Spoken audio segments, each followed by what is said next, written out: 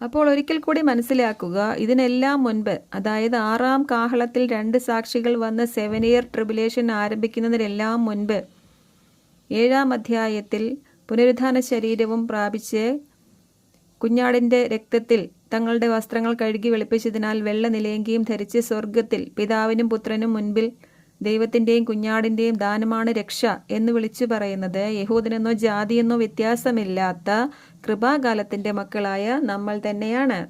12 അപ്പോസ്തലന്മാരും അവരുടെ പ്രോഗ്രാമിൽ ഉൾപ്പെട്ടവരുമായ യഹൂദരെല്ലാം പുനരുത്ഥാനം പ്രാപിക്കുന്നത് ഈ മഹാപീഡന കാലം തീർന്ന ശേഷം വെളിപ്പാട് 20-ാം അധ്യായത്തിൽ എത്തുമ്പോൾ മാത്രമാണ്. മുൻപന്മാരായിരുന്ന അവർ പിൻപന്മാരായി പോയതാണ്. അങ്ങനെ ഇപ്പോൾ അവരെല്ലാവരും ഉയർത്ത 1000-ാം ആണ്ടിലേക്ക് പ്രവേശിക്കും. 1000-ാം ആണ്ട് യഹൂദർക്ക് ശബത്ത് വിശ്രമത്തിൻ്റെ 7000-ാമത്തെ ആണ്ടായി അവർക്ക് നൽകുന്നതാണ്. അന്നു മുതൽ അവർ സകല